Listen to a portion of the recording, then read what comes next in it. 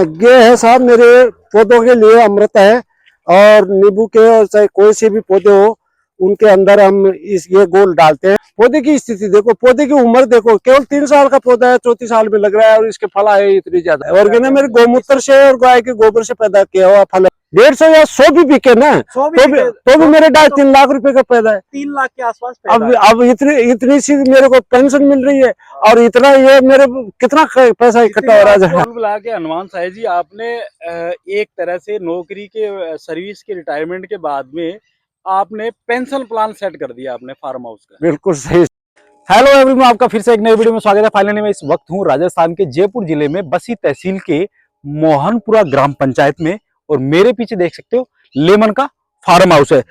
ये हमारे साथ हैं एक रिटायर्ड शिक्षक। ये मेरे पीछे देख सकते हैं, इस तरह का ये इनका पेंशन प्लान है।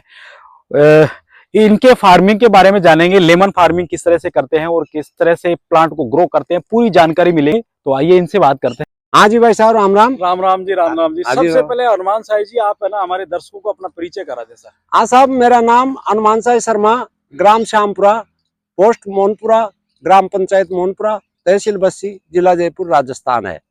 तो हनुमान साई जी, ये आप फार्मिंग कब से कर रहे हो, आपका आइडिया कहाँ से आया? हाँ जी, ये फार्मिंग का काम वैसे तो मेरा पैतृक धंधा है। मैं एक किसान का बेटा हूँ, किसान के घर मेरा जन्म हुआ है।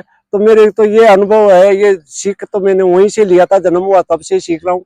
और मेरे बुजुर्गों ने किस तरह से अपना जीवन यापन इस फार्मिंग से किया, तो वो अब 2017 के बाद में, पहले मैं राजकीय कार्य में था, रिटायर्ड अध्यापक हूँ और 3rd ग्रेड से प्रमोट होते होते मैं 1st ग्रेड तक पहुंच गया था।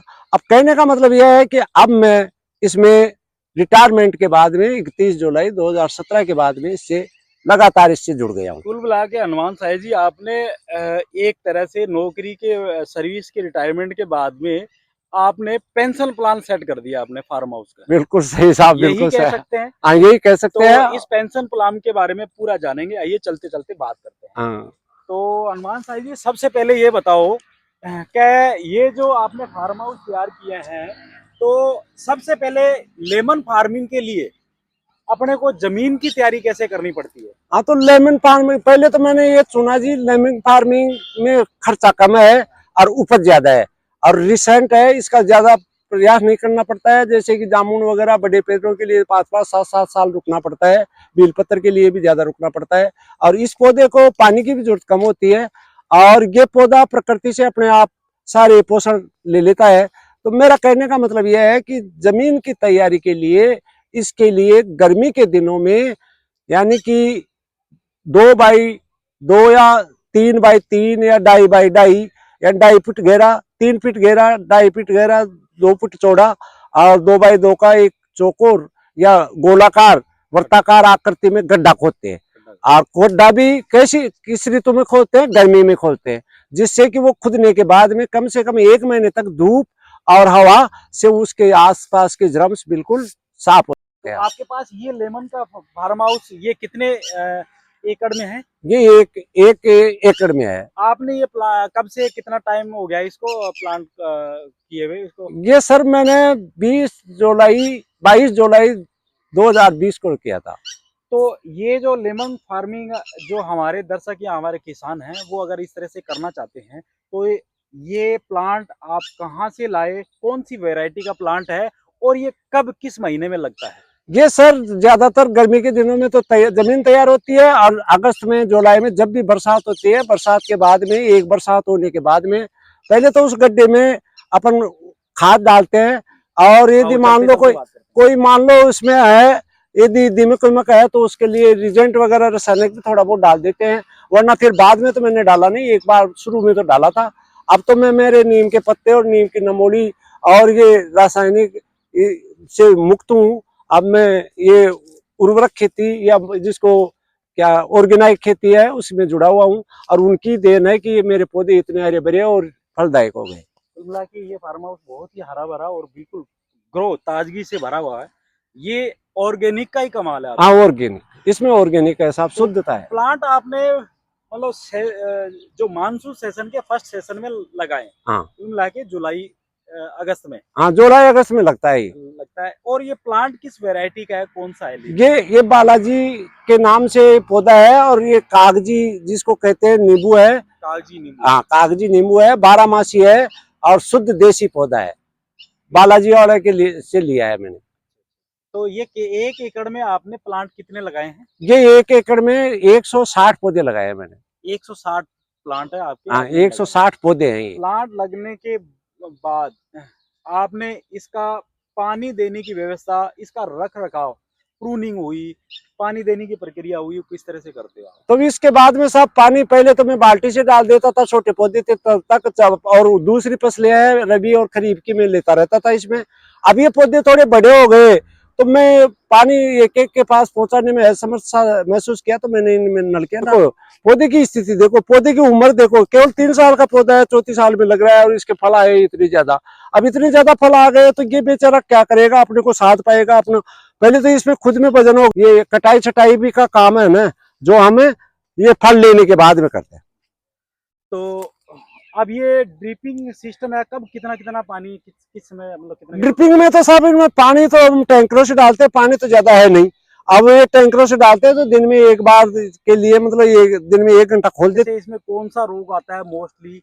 इसमें सिट्रा कैंसर नाम का रोग आता है। देखो ये टेनिया है, ये टेनिया, अब इनको मैं निकालता रहता हूँ, और ये प्रूनिंग करनी पड़ती है। हाँ, और ये टेनिया, ये सिट्रा कैंसर बोला जाता है। इसको बचने के लिए चूना और नीलात होता है, इनका रेशो हम ना जो 1/2 कर लेते हैं। आधा तो नीलात होता है और दूसरा तोल में कली है। ये दोनों हम नींबू के पौधों को पोतने के काम में लेते हैं।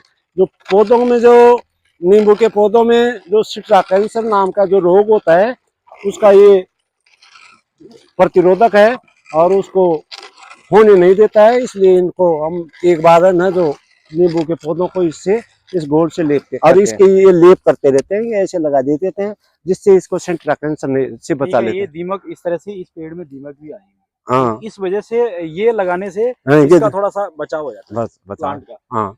तो ये तो बात हुई, अपने जुलाई अगस्त में प्लांट लगाया, इसके बाद में फल कब तक आते हैं? इसकी फ्लावरिंग कब तक होती है? जुलाई अगस्त में तो साहब देखो 3 साल बाद में तो इसके फल और फ्लावरिंग चालू होती है। तो जुलाई अगस्त 20 में लगाया था मैं, और 20 से बाद में अब ये समझ लो 24 चल रही है, 3 साल पूरे हो गए। गत वर्ष तो इसमें नहीं आए थे, परंतु अब की बार तो बहुत ही ज्यादा इसमें फ्लावरिंग और ये फल आए हैं।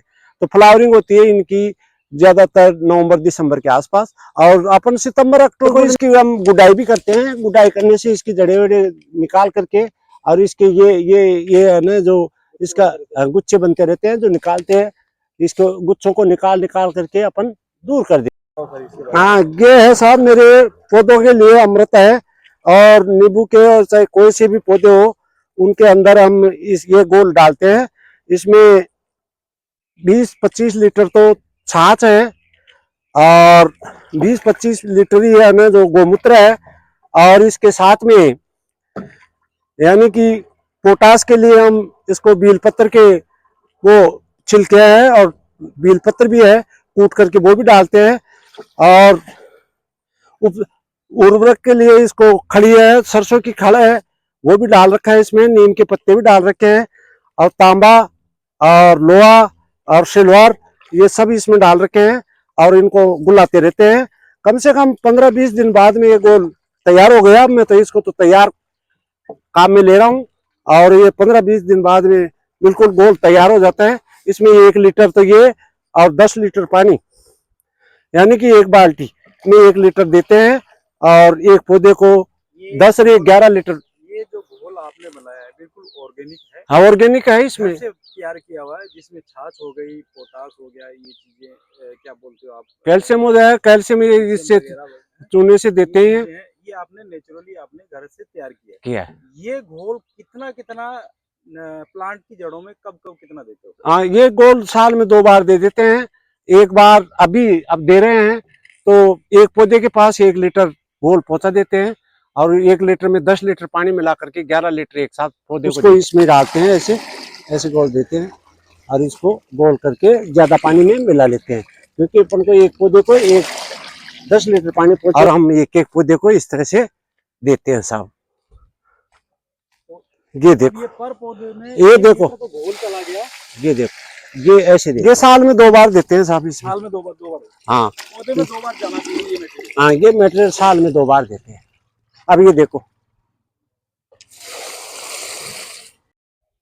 तो सर ये मल्टी क्रॉपिंग भी करते हो आप, तो क्या क्या फसलें इसमें ले लेते हो आप? तो सर अभी इससे पहले मैंने जो ये अपने रवि की फसल थी उसमें मैंने जो लिए हैं, देखो ये जो है, मैंने तो कभी तो कुछ किया ही नहीं, मेहनत ही नहीं की है, जो वैसे कैसे कहते हैं ना वो है। अब इसमें साहब मेरे पशुओं के लिए समझो चाहिए कम से कम 10 क्विंटल जो हो गए, तो 10 क्विंटल का मतलब 18-20, हाँ 10 क्विंटल के साथ में चारा भी हो गया, और 10 क्विंटल का जो खर्चा हुआ था वो मैंने इन पौधों में, उससे मेरा खर्चा चल जाता है। और ये देखो, ये इसके हिसाब से मैं ये लगाता हूँ, आपको ये बता रहा हूँ कि कम से कम एक पौधा मेरे को है ना जो 15 से 20 किलो वजन दे देगा। 15 से 20 अब बस पहली बार है साहब, कम देगा अब की बार, पहली बार कम देगा। हाँ कम 15 देगा। से 20 के हिसाब से माने तो 160 प्लांट में कितना वजन हो गया अपने को? हाँ तो 160 प्लांट में 240, मतलब 2400 किलो के आसपास हो गया। हाँ 2400 किलो वजन हो गया साहब। 2400 किलो वजन, क्विंटल में अपने करें तो क्विंटल में करे तो 2400 किलो में 24 क्विंटल हो गए। 24 क्विंटल माल हो गया। हाँ 1 क्विंटल माल मार्केट में 1 किलो माल 200 रुपए मार्केट में मिल रहा है। हाँ, तो इस समय तो साहब 200 मिल रहा है। माने किसान से अपने आधी रेट में ही माल मार्केट वाला लिया आपने से। हाँ, अरे वाह, हाँ आधे रेट में लिया तो भी माल कितने का हो गया अपने? तो मैं एक निवेदन करूं कि मेरा आधी रेट में माल मेरा है ना, जो आधी रेट में मैं दूंगा भी नहीं, देने के लिए इसलिए नहीं दूंगा कि मेरे ऑर्गेनिक है ना, जो खेती ऑर्गेनिक मेरे गौमूत्र से और गाय के गोबर से पैदा किया हुआ फल है, इसमें मिठास और इसकी बहुत ही मतलब अच्छा फल है। जी अपने तो मान लेते हैं अपने आधे रेट में 200 रुपए किलो नींबू है, आधे रेट में मान लेते हैं, एक बार मान लेते हैं जी आपका 150 रुपए ही बिके, 150 या 100 भी बिके ना, 100 तो भी मेरे 2.5-3 लाख रुपए का पैदा है। 3 लाख के आसपास अब इतनी सी मेरे को पेंशन मिल रही है, और इतना ये मेरे कितना पैसा इकट्ठा हो रहा है। पशुपालन का वेस्ट मटेरियल है, जैसे गोबर है और गौमूत्र है, वो टैंक में स्टोरेज कर लेते हैं मैनुअली। इसके द्वारा ये बना रखा है इन्होंने, जुगाड़ कह लो, और प्लांटों की जड़ों में देने के लिए ये लोग मैनुअली अपने हिसाब से करते रहते हैं। तो किसान साथियों, आप जब भी खेती करें ना तो इस तरह से एक सोलर प्लांट जरूर लगा लें। कुसुम योजना के तहत गवर्नमेंट सब्सिडी भी देती है किसानों को, और इस तरह से सोलर पंप है, इसी से डेली 1 घंटे ये पंपिंग करते हैं अपने लेमन के फार्म हाउस पे। किसान साथियों, इन्होंने अपने घर के जो वेस्टेज जो पानी है नहाने धोने का, वो इस तरह से टैंक में स्टोरेज करते हैं, इस मोटर के द्वारा फार्म हाउस में पंपिंग कर देते हैं, जिससे पर डे पौधे की रिक्वायरमेंट है। इसी में अंदर केचुए पलते हैं। हाँ, इसमें केचुए पलते हैं। बनेंगे अभी केचुए। हाँ, अभी तो इसको बीजारोपण किया है, केचुए बनना तैयार ही हो रहे हैं। जब ये तैयार हो जाएंगे तो उनको उठा करके पौधों के पास पहुंचा दूंगा। किसान साथियों, इस तरह से आपको इनके जैविक खेती का, जो ऑर्गेनिक खेती का जो कंसेप्ट आपको समझ में आया होगा।